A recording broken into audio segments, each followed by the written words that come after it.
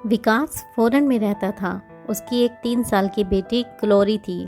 उसके जन्म के समय में ही उसकी माँ का देहांत हो गया था। उसकी परवरिश करने के लिए विकास ने एक विदेशी से शादी कर ली, पर वह विदेशी ग्लोरी को अपने साथ नहीं रखना चाहती थी। वह विकास को बोलती है कि इसको किसी रिश्तेदार के यहाँ भेज दो। विकास उसे भारत में अपने दूर की मौसी के घर छोड़ने आ जाता है। जब विकास मौसी के घर पहुंचता है तो सब उसे देखकर बहुत खुश होते हैं। मौसी के घर में उसकी एक बेटे, बहू और 2 बच्चे थे। विकास सब बच्चों से ग्लोरी का परिचय कराता है। मौसी, मैं आप सबसे एक गुजारिश करना चाहता हूँ। आप मेरे बेटे को अपने साथ रख ले। इसके लिए आप लोगों के घर से बेहतर और कोई जगह नहीं होगी। देखो विकास, मैं तो अब बूढ़ी हो गई हूँ। इस नन्ही सी जान की देखभाल कैसे करूँगी? मौसी, मैं समय समय पर पैसा भेजता रहूँगा। आपको कोई दिक्कत नहीं होगी। पैसों की बात सुनकर मौसी और उसके बेटे शेखर का मन ललचा गया। वो ग्लोरी को रखने को तैयार हो गए, पर शेखर की पत्नी पूनम को बहुत बुरा लगा। अब उसका काम और भी बढ़ गया था। वो ग्लोरी से बहुत नफरत करने लगी थी। उसके साथ नौकरों जैसा व्यवहार करती थी।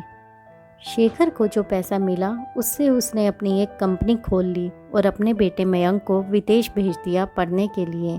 ऐसे ही दिन बीत गए। ग्लोरी बड़ी हो गई। एक दिन ग्लोरी को कॉलेज से आने में देरी हो गई।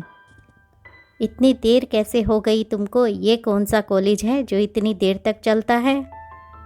वो मैंने दादी को बताया था कि आज मेरा प्रैक्टिकल है। शायद वो आपको बताना भूल गई ताई जी।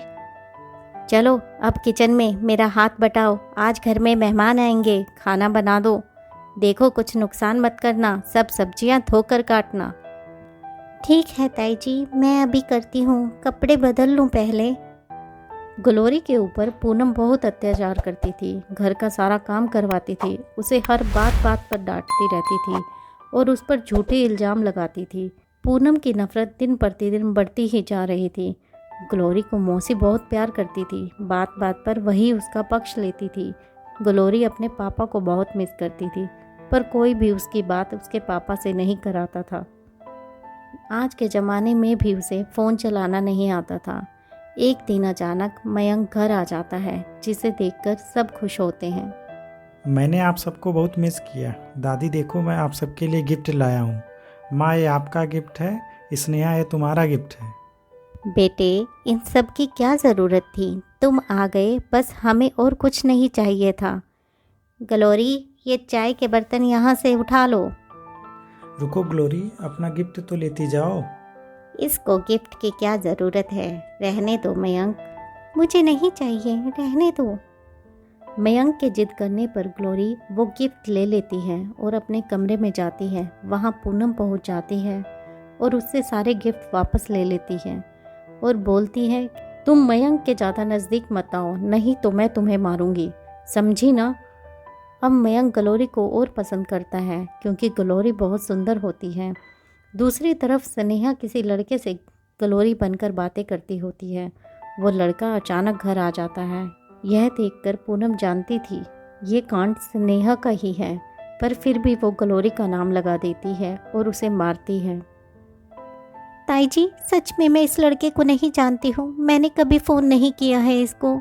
मुझे तो ये फ़ोन भी नहीं चलाना आता है। तुम झूठ बोल रही हो। निकलो मेरे घर से। अब मैं यहाँ और नहीं रख सकती हूँ तुमको। तुम जैसी बद किरदार लड़की की कोई ज़रूरत नहीं है हमें। मैं कहाँ जाऊँगी ताई जी? मुझे तो रास्तों का भी अंदाज़ा नहीं है। निकलो यहाँ से, मैंने कहा निकलो। ग्लोरी पूनम के कहने पर घर के बाहर रोते रोते चली जाती है। रास्ते में उसे मयंक मिलता है। वह उसे घर वापस लाता है, पर मयंक के पिता उसे रखने से मना कर देते हैं। फिर मयंक ग्लोरी को लेकर मंदिर जाता है और उससे शादी कर लेता है। यह देख पूनम को बहुत गुस्सा आता है। वह पूरी कोशिश करती है कि मयंक उसको तलाक दे दे। मयंक ग्लोरी को बहुत खुश रखता है। दूसरी तरफ स्नेहा किसी अभिनव नाम के लड़के को पसंद करती है और उससे शादी करना चाहती है। वह अपनी माँ को अभिनव के बारे में बताती है। माँ, मैं अभिनव को पसंद करती हूँ। उसी से शादी करूँगी, चाहे कुछ भी हो। तुम्हारा दिमाग खराब हो गया है क्या? तुम ऐसा नहीं, कुछ नहीं करोगी। तुम जानती नहीं हो तुम्हारे पापा को, जान से मार देंगे तुमको। माँ, तुम मिल लो उससे, वो अपने मम्मी पापा को लाना चाहता है हमारे घर।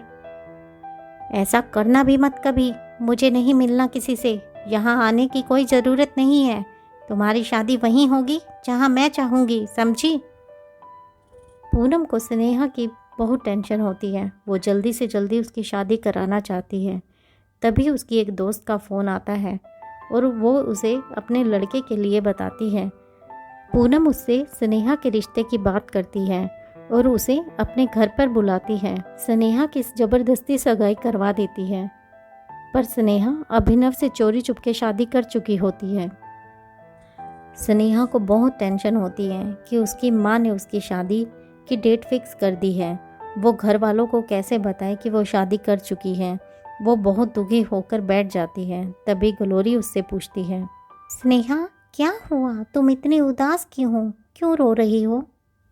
ग्लोरी की बात सुनकर स्नेहा रोने लगती है और सब कुछ बता देती है। ग्लोरी कहती है, तुम चिंता मत करो, मैं मयंक से बात करूंगी। मयंक, मुझे तुम्हें कुछ बताना है। स्नेहा ने अभिनव से शादी कर ली है। वो ऐसे कैसे कर सकती है? अगर उसको ये शादी पसंद नहीं थी तो सगाई क्यों की?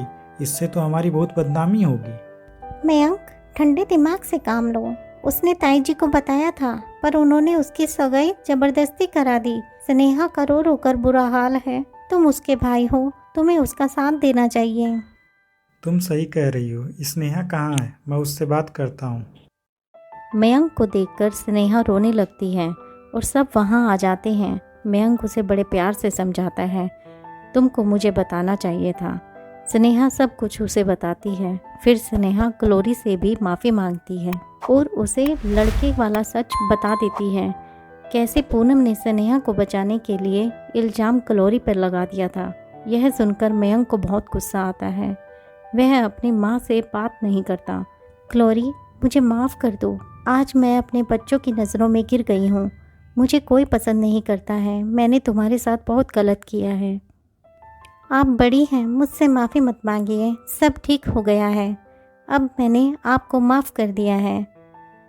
इसके बाद मयंक स्नेहा की शादी बड़े धूमधाम से करवाता है और मयंक, पूनम, ग्लोरी सब परिवार खुशी से रहते हैं।